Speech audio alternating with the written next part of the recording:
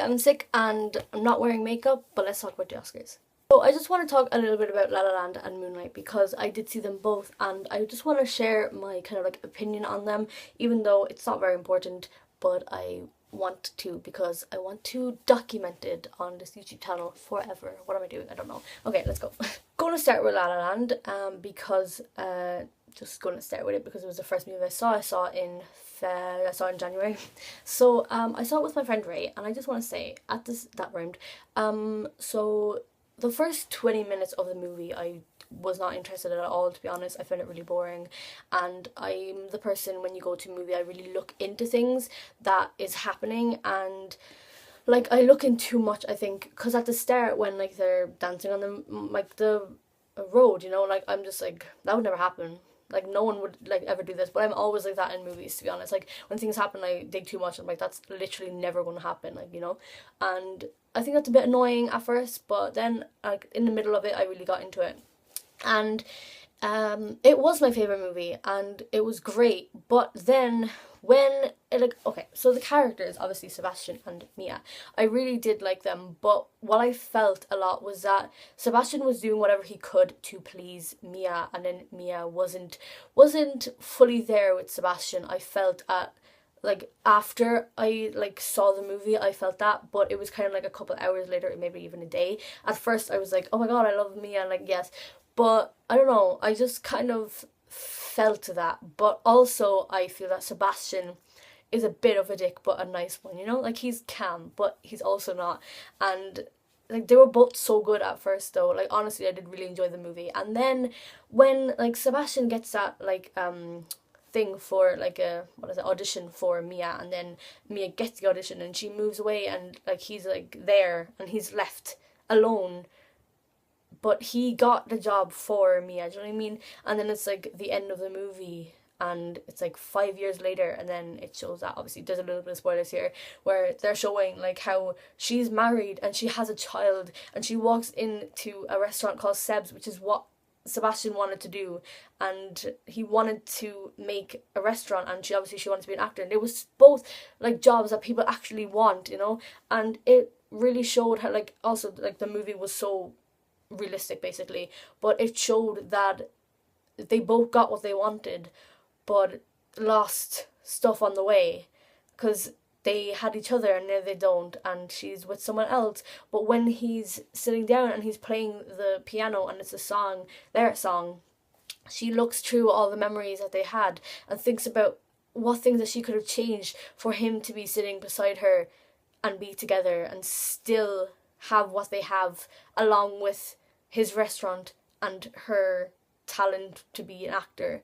And they lost each other, and honestly it was so emotional, and I cried a lot, to be honest. And I really did like the movie, but I felt that Moonlight definitely deserved to win. Obviously when I started La La Land, I hadn't seen Moonlight. I saw Moonlight on my birthday, which was the 27th of February, and I went with my mom, and it was honestly, I'm just gonna literally, okay, so Moonlight, what I really liked about it is how it showed a lot of problems that the main character was having. First, he was black, which is obviously fine, and then he was in the LGBT community, also fine, but he was having problems at home too, and it had the three of those things all linked together, and it was showing like this was his life, and this is the things that he's going through, that he's struggling with. He was struggling with the problems at home. Obviously his mom was doing drugs, and obviously like that's a hard thing to deal with. I've like never experienced anything like that, but I'm sure that even though I don't understand how it feels, that it must be tough to have that. And then also him being in the LGBT community and people around him not being so supportive about it, and even his actual mother, like, it was really something that I'm sure people can relate to, because of how much it showed. Like it had so much things to relate to in the actual movie.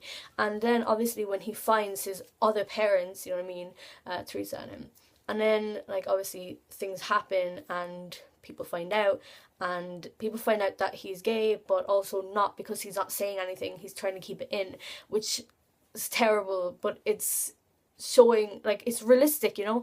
And it's basically following him through when he's growing up, through the whole stages of his life, when he's asking his parents, is it okay? Like, am I gay? Like, am I? And then he's like, the people are like, well, if you are, like, that's fine, you know, like, you don't have to worry about it. You don't have to worry about it right now. You're still young, because he's literally a child.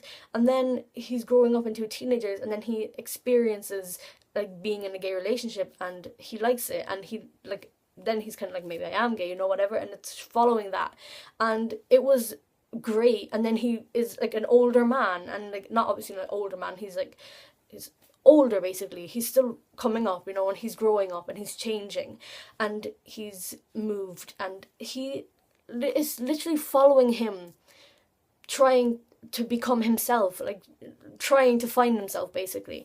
And the movie shows that if you feel like this, and like, if you're in the LGBT community and you don't want anyone to know, or you're trying to keep it a secret, or like, you're hiding it and it's hurting you in any way, then like, it's basically showing you that like, you are valid, and they want you to be yourself, and everyone wants you to be yourself, and everyone wants you to feel comfortable in who you are, and like, what you are, and anything about you. Everyone wants you to feel comfortable, and it's just so emotional. The actual movie is so emotional, and I cried so much. My mom fell asleep. Like, my mom just does not do well with movies, but like, the movie was amazing, and I loved it so much, and I really did think that it deserved to win the Oscar. Now, when I think about it, I read La La Land and I read Moonlight very differently, because they're both love stories, but very different type of love stories. Obviously, like, a straight relationship and then a gay relationship, but it's not even like a relationship, you know. Like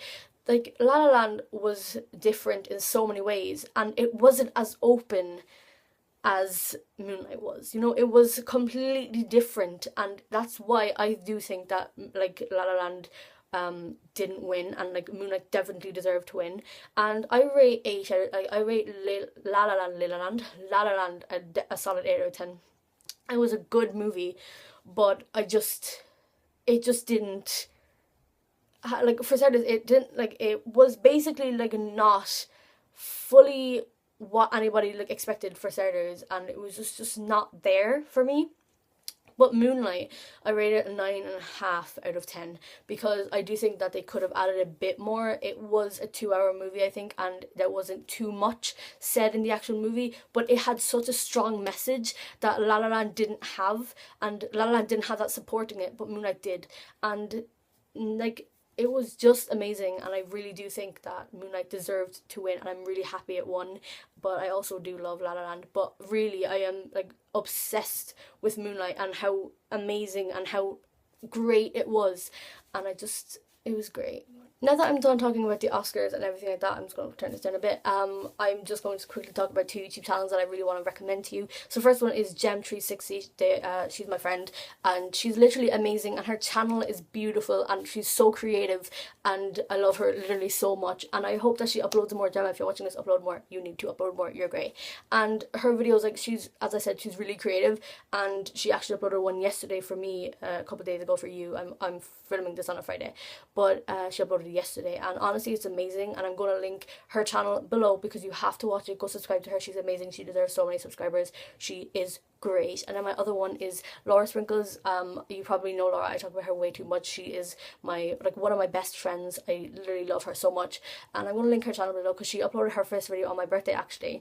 And honestly, like, she's great, and she is so talented and amazing, and it's the same with Gemma, and they both deserve so much love. So go subscribe to them both, please. And also, if you like Dan and Phil and you're from Ireland, then I'm going to link a video below for you to watch, and if you want to come to a fandom meetup, so just go look at that. So I'm just kind of like editing this video up together, and I forgot to put an outro type of thing, so I just want to say, if you like this video, you can like, and you can comment, and you can subscribe to my channel, and I'll leave links, everything in the next kind of slide, so enjoy. And yeah, go subscribe to my friends.